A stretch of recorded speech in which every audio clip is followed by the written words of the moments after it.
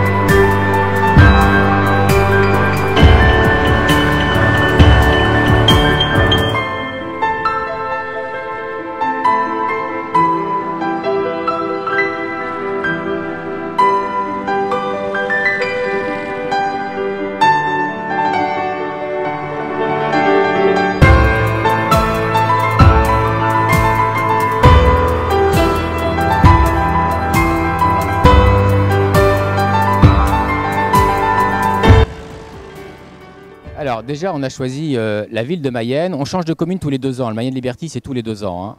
Donc c'était la première fois que le campement s'installait sur Mayenne.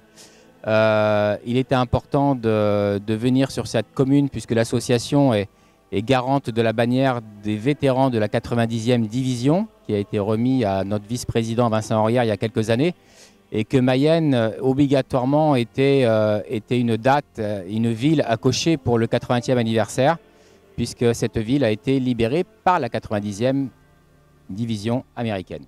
Alors, je suis Francine, habitante de Normandie. J'ai vécu, mes parents, mes grands-parents ont vécu tout ce qui est débarquement et maintenant on a continué avec mon mari de poursuivre ce devoir de mémoire en faisant de la collection. Donc là, nous sommes en présence d'une 202 et mon ami a acheté il y a quelques années, Jean-Luc, et qui roule voilà, très bien et qui va vous présenter plutôt son véhicule. Oui, c'est une Peugeot 202 de 1939, frein à câble, voilà, qui marche très bien. Il y a au moins 30 ans. Hein. Ah oui, pareil. Oui. Aujourd'hui, vous vous trouvez à Mayenne. Ah bah oui, c'est très important parce que c'est grandiose, quoi. Bah, il y a beaucoup de véhicules, c'est magnifique, quoi. Ah oui, oui.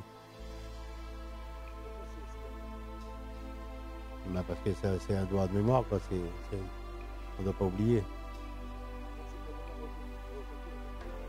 On a tendance à l'oublier, je pense. Oui.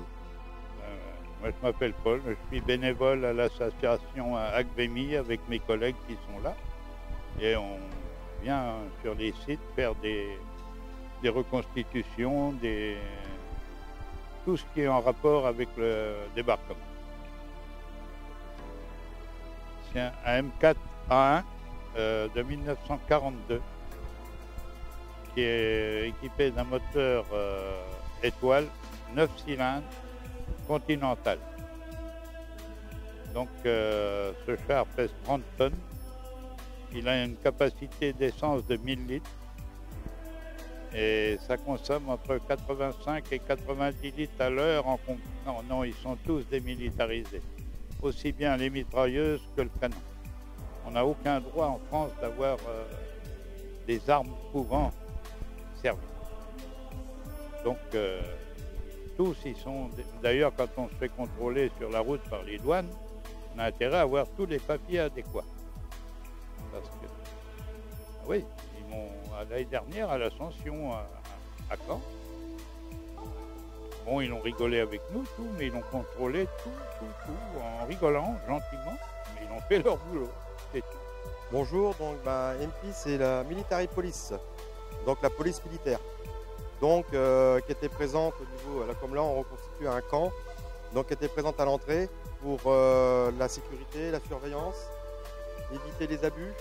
Vous avez d'ailleurs le panneau avec les amendes inhérentes à certaines infractions qu'il pourrait y avoir. Il faut savoir que ce panneau là est tiré d'une photo d'époque, ça a vraiment existé.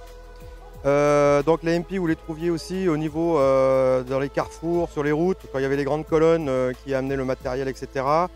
Au niveau des prisonniers, donc c'est eux qui géraient en fait la garde des prisons. Et ensuite, donc au niveau des divisions, il y avait donc des MP qui étaient donc en bande blanche et avec un certain nombre de personnel, etc. Et vous aviez aussi les bandes jaunes. Ceux-là, c'était ce qu'on appelle ils n'étaient pas en divisionnés. C'était une structure encore supérieure et qui arrivait en plus en renfort pour aider en fait au niveau de la police militaire. Donc c'est essentiellement la police militaire, c'est comme dans toute armée, hein, c'est gérer tout ce qui est la police, la gendarmerie, éviter les accidents, les problèmes, comme dans toute guerre malheureusement, qu'il pourrait y avoir et qu'il y a eu pendant la Deuxième Guerre mondiale, c'est tout ce qui est des soucis liés à l'intégrité des personnes, éviter les vols, les viols, et puis plein de choses comme ça. Alors c'est un véhicule allemand, c'est une Volkswagen, une Kübelwagen type 92. C'est un engin qui a été produit à partir de 1941 pour l'armée allemande, sur la base de la coccinelle, qu'on appelait la KDF, la voiture du peuple à l'époque. Donc c'est une 2 roues motrices, c'est une voiture qui est toute simple, avec une boîte, un moteur Volkswagen, une boîte à 4 vitesses.